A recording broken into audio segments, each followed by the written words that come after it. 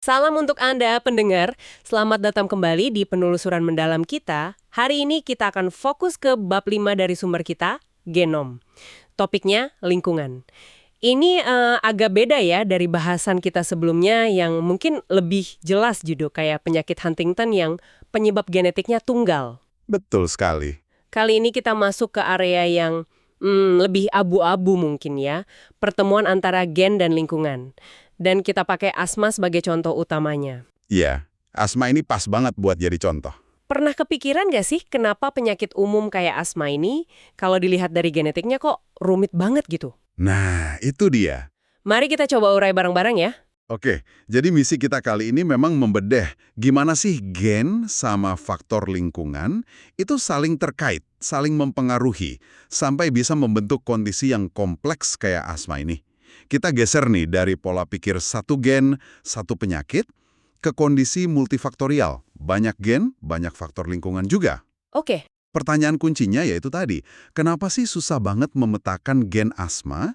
Dan apa yang bisa kita pelajari dari sini soal interaksi gen lingkungan secara umum? iya asma ini kan umum banget ya kita dengar atau bahkan alami. Tapi anehnya, nyari gen asma tunggal itu kok susah banget. Padahal kecenderungan nurun di keluarga itu udah lama banget diketahuinya. Oh ya, jelas itu. Sumber kita bahkan nyebut filsuf abad ke-12, Maimonides, udah nyatet soal ini. Terus ada contoh menarik itu, Pulau Tristan da Cunha. Ah iya, Tristan da Cunha. Penduduknya kan tingkat asmanya tinggi banget, katanya bisa lebih dari 20%. Padahal iklimnya bagus-bagus aja. Katanya ini mungkin karena efek pendiri. Bisa dijelasin dikit nggak efek pendiri itu apa sih? Tentu, tentu. Jadi, efek pendiri atau founder effect itu terjadi kalau ada populasi baru yang dimulai cuma oleh sedikit orang. Nah, secara nggak sengaja, gen-gen yang dibawa sama kelompok kecil ini mungkin beda komposisinya dibanding populasi asal mereka yang lebih besar.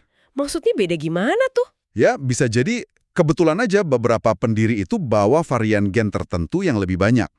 Nah, dalam kasus Tristan da Cunha, kemungkinan beberapa pendiri awal itu bawa gen-gen yang ningkatin resiko asma. Karena populasinya dimulai dari sedikit orang, ya gen-gen itu jadi lebih umum di generasi berikutnya di pulau itu. Gitu. Nah, oke. Jadi karena kebetulan dari si pendiri awal ya. Nah, tapi kalau buktinya kuat, ada turunan keluarga, ada contoh Tristan da Cunha, kok tetap susah nyari gen spesifiknya? Kayak bertentangan gitu rasanya. Nah, disitulah intinya. Asma ini contoh klasik dari yang namanya pleiotropi. Pleiotropi, apa itu? Artinya, bukan satu gen aja yang tanggung jawab, tapi banyak gen yang terlibat. Dan seringnya, tiap gen itu punya lebih dari satu fungsi atau efek di tubuh. Jadi kita nggak nyari satu saklar on-off, tapi lebih kayak panel kontrol yang tombolnya kecil-kecil banyak banget. Wah, kok rumit ya? Iya, makanya perburuan gen asma yang dimulai tahun 80-an itu hasilnya ya gitu. Bukan satu temuan besar, tapi banyak petunjuk kecil-kecil. Sampai pertengahan 98 aja, udah ada paling nggak 15 kandidat gen. 15. Banyak juga ya. Itu ngumpul di satu tempat atau gimana? Justru itu masalahnya. Nggak ngumpul. Emang sih, 8 diantaranya itu ada di kromosom 5 yang jadi fokus bab ini. Tapi sisanya, wah nyebar di mana-mana. Ada di kromosom 6, 11, 12, 13, 14, bahkan gen buat IG itu loh molekul alergi adanya di kromosom 1. Pantesan susah ya nyarinya. Iya, dan penemuan-penemuan ini sering bikin debat panas di kalangan ilmuwan. Contohnya, temuan William Cookson soal kaitan asma sama penanda di kromosom 11. Awalnya banyak yang ragu, bahkan ada rivalnya yang nuduh dia curang. Serius? Sampai segitunya? Iya, ini nunjukin betapa susahnya dapat hasil yang benar-benar kuat dan bisa diulang di populasi lain. Replikasi itu penting banget di sains kan. Terus gimana kelanjutannya temuan-temuan awal kayak Cookson itu? Ya, banyak yang akhirnya terbukti cuma relevan buat sebagian kecil kasus atau susah banget dikonfirmasi ulang. Temuan Cookson tadi, setelah debat panjang, ya paling cuma relevan buat 15% kasus asma. Cuma 15% ya? Iya. Terus ada lagi, David March nemuin kaitan gen interleukin 4 di kromosom 5, tapi itu di populasi Amish yang terisolasi. Pas dicoba di populasi lain, susah replikasinya.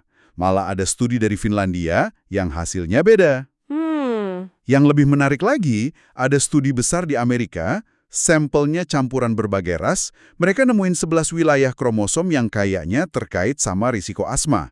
Tapi, 10 dari 11 itu unik, cuma signifikan di satu kelompok ras atau etnis aja. Tunggu, maksudnya gimana tuh unik? Maksudnya, gen yang paling berpengaruh buat risiko asma di orang kulit hitam, misalnya, bisa jadi beda sama gen yang paling berpengaruh di orang kulit putih atau Hispanik. Wah, jadi bukan cuma banyak gen, tapi kombinasinya bisa beda-beda antar populasi gitu ya? Persis. Gambar genetik asma itu bukan cuma rumit karena banyak pemainnya, tapi juga bervariasi antar grup. Nggak ada satu resep genetik tunggal. Oke. Ini bener-bener kayak jaring laba-laba ya, bukan cuma satu benang. Nah, kalau kita fokus ke kromosom 5 yang disebut di bab ini, ada contoh gen spesifik nggak? Sumber kita nyebut gen ADRB2. Kayaknya penting nih, karena nyambung ke obat asma. Ya, ADRB2 ini contoh yang menarik karena ada relevansi klinisnya langsung. Gen ini tugasnya bikin protein reseptor, namanya reseptor beta-2 adrenergic. Reseptor but apa tuh? Reseptor ini ada di otot polos saluran nafas kita. Dia yang ngatur saluran napas kita melebar atau menyempit. Nah, itu kan mekanisme utama gejala asma. Makanya obat asma yang umum kayak salbutamol itu kerjanya yang merangsang reseptor ini biar saluran napasnya kebuka. Oh gitu kerjanya. Terus apa hubungannya gen ADRB2 ini sama risiko asma? Nah, peneliti nemuin ada variasi kecil di kode gen ini. Cuma satu huruf DNA aja yang beda di posisi 46. Ada yang hurufnya G, ada yang A. Cuma satu huruf beda, pengaruhnya besar dong. Nah, awalnya dikira gitu. Varian yang G ini memang ditemuin sedikit lebih sering pada orang dengan asma nokturnal, yang asmanya parah pas malam hari. Dan juga di orang yang kurang responsif sama obat asma tadi. Oh, jadi ada kaitan. Ada, tapi, kata kuncinya tadi, sedikit lebih sering. Ternyata hubungannya nggak kuat-kuat amat. Cuma sebagian kecil aja penderita asma nokturnal parah yang punya varian G ini. Jadi bukan ini gen asma utamanya ya? Jelas bukan. Ini bukan gen yang kalau kita punya pasti kena asma. Lebih pas dibilang salah satu dari banyak faktor genetik kecil aja. Mungkin ngasih kontribusi dikit ke resiko, atau mungkin ngepengaruhin tingkat parah atau respons obat. Tapi itu pun cuma di sebagian orang. Oke. Jadi balik lagi ke pola yang sama, genetika asma itu isinya banyak pemain figuran, nggak ada satu bintang utamanya. Baik. Kompleksitas genetiknya mulai kebayang nih. Banyak gen, efeknya kecil, beda-beda antar populasi. Tapi ada teka-teki lain nih. Kenapa kasus asma ini katanya ningkat pesat banget di negara maju beberapa dekade terakhir? Nah, itu pertanyaan penting. Kayaknya nggak mungkin kan gen kita sepopulasi berubah secepat itu? Ini pasti nunjuk ke faktor lain dong, lingkungan mungkin. Tepat sekali. Anda menangkap poin krusialnya. Peningkatan prevalensi asma yang cepat banget ini hampir mustahil dijelasin cuma pakai perubahan genetik. Evolusi gen populasi itu jalannya lambat banget. Jadi, para ilmuwan yakin banget kalau perubahan faktor lingkungan lah yang jadi biang kerok utama di balik tren ini. Ada beberapa teori yang coba jelasin fenomena ini. Teori apa aja tuh yang kuat? Yang paling banyak dibicarakan dan mungkin paling menarik, itu namanya hipotesis kebersihan, hygiene hypothesis. Hipotesis kebersihan? Kedengarannya bagus dong, bersih kan sehat? Nah, justru di situ uniknya, idenya ini agak-agak ngelawan intuisi kita soal kebersihan. Gimana tuh maksudnya? Gini, hipotesis ini bilang kalau di dunia modern yang serba bersih, serba steril ini, anak-anak kita malah jadi kurang terpapar sama kotoran, kuman, dan terutama mikroba-mikroba tertentu yang ada di tanah pas usia mereka masih kecil banget. Terus kenapa kalau kurang terpapar? Padahal, paparan awal sama mikroba ini diduga penting buat ngelatih sistem imun kita biar seimbang. Khususnya satu jalur imun namanya TH1.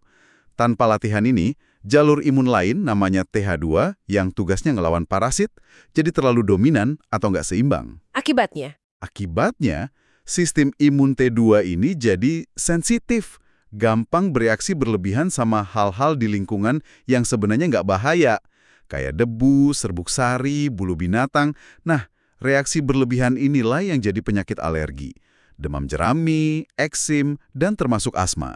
Wah, jadi gara-gara kita terlalu bersih, sistem imun kita malah jadi korslet gitu ya? Ini benar-benar cara pandang baru. Ada buktinya nggak sih hipotesis ini? Kan kedengerannya aneh. Ada beberapa bukti yang cukup menarik, meskipun nggak langsung ya. Misalnya ada studi yang nemuin anak yang sering cuci tangan atau mandi, malah risiko asmanya sedikit lebih tinggi. Loh, kok bisa? Terus anak yang punya kakak, yang mungkin bawa lebih banyak kuman ke rumah, malah risikonya lebih rendah. Ada juga dukungan dari percobaan pakai tikus. Selain itu, studi soal vaksin BCG di Jepang, itu kan vaksin TB pakai Mycobacteria ya. Hasilnya menarik. Anak-anak yang respons imunnya kuat ke vaksin itu, artinya jalur TH1-nya aktif, ternyata lebih jarang kena alergi dan asma dibanding yang responsnya lemah. Oke. Cukup banyak ya indikasi pendukungnya. Iya, sumber kita bahkan nyimpulinnya agak provokatif. Buang saja botol sterilizer itu, dan carilah Mycobakteri. Carilah mikrobakteri. Aha, nggak kebayang ya. Apa cuma hipotesis kebersihan ini aja atau ada teori lingkungan lain? Hipotesis kebersihan ini memang yang paling populer dibahas. Tapi ada juga teori lain. Misalnya, teori kemakmuran. Ini nyambungin sama gaya hidup negara maju. Orang makin banyak di dalam ruangan, pakai pemanas yang bikin udara kering dan debu numpuk, pakai bantal bulu angsa yang jadi sarang tungau debu. Masuk akal juga sih. Terus ada teori virus. Gara-gara orang makin sering bepergian, anak-anak masuk daycare atau sekolah lebih dini, jadi penyebaran virus pernapasan ringan kayak flu biasa makin gampang. Nah, ada kaitan antara infeksi virus pas kecil sama resiko asma nanti. Oke. Terakhir, ada juga teori infeksi bakteri tertentu. Ada dugaan infeksi bakteri kayak Chlamydia pneumonia yang mungkin makin umum, itu bisa nyiapin sistem imun jadi lebih gampang reaktif sama alergen. Tapi ya, dari semua ini, hipotesis kebersihan kayaknya yang paling konsisten. Iya, hipotesis kebersihan ini memang paling bikin kita mikir ulangnya soal gaya hidup modern. Betul.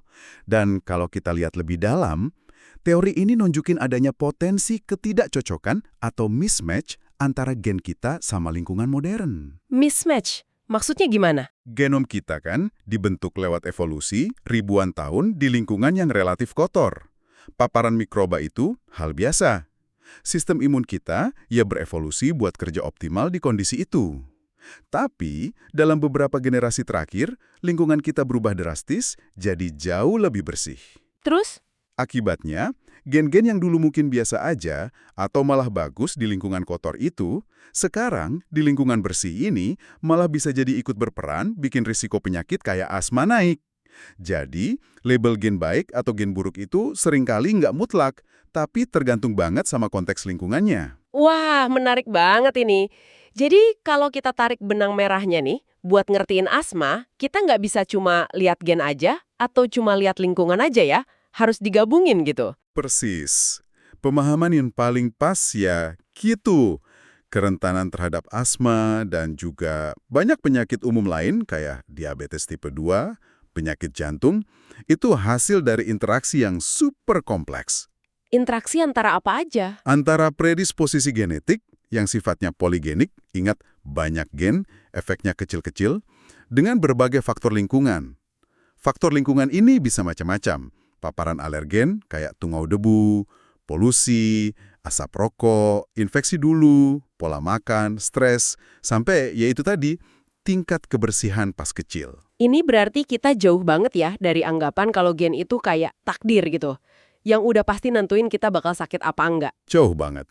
Kayak kata sumber kita, begitu masuk ke penyakit kompleks, kita ninggalin dunia kepastian genetik yang hitam putih dan masuk ke wilayah ketidakpastian abu-abu. Ketidakpastian abu-abu ya? Ya.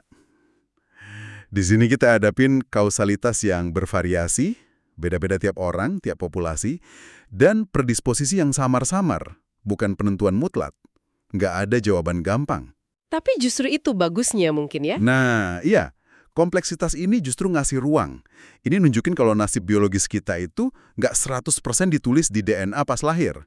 Ada peran besar buat lingkungan, pilihan gaya hidup kita, dan mungkin ya, apa yang bisa kita sebut kehendak bebas dalam ngebentuk kesehatan kita.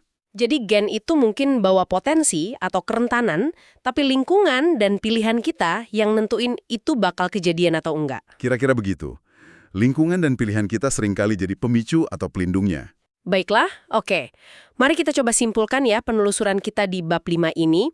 Jadi pelajaran utamanya, genom kita itu nggak selalu kayak buku panduan yang lurus-lurus aja, apalagi buat kondisi umum kayak asma. Betul.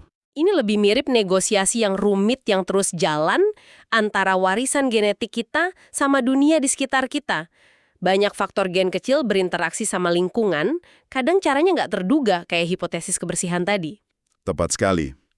Poin penting buat Anda bawa pulang mungkin ya ini, kita perlu cara pandang lebih kayak nuansa lah kalau mikirin kesehatan dan penyakit.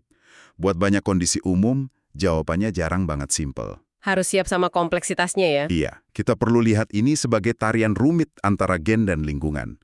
Harus siap menerima ketidakpastian dan interaksi banyak faktor ini sebagai bagian dari realita biologi kita. Dan mungkin juga nerima kalau sedikit kotoran itu nggak selalu buruk ya. Bisa jadi dalam konteks yang pasti tentunya. Nah, sebagai penutup nih, ada pemikiran yang mungkin agak provokatif buat Anda renungkan. Nyambung dari hipotesis kebersihan tadi. Apa tuh? Kalau memang paparan mikroba tertentu pas awal kehidupan itu terbukti bagus buat ngelatih imun dan cegah alergi, mungkin nggak ya suatu saat nanti kita malah secara sadar, terencana gitu, nyari atau bahkan ngasih paparan mikroba spesifik yang aman ke anak-anak, jadi strategi pencegahan aktif gitu. Wah, jadi kayak vaksin mikroba baik gitu ya? Mungkin semacam itu. Tapi pertanyaannya kan bakal kayak gimana bentuknya? Dan yang pasti, apa aja potensi resiko dan tantangan etikanya? Nah, itu bahan pemikiran lanjutan buat Anda. Pemikiran yang sangat menarik dan bikin penasaran. Terima kasih banyak sudah menemani kami dalam penelusuran mendalam kali ini. Sama-sama. Sampai jumpa di pembahasan kita berikutnya.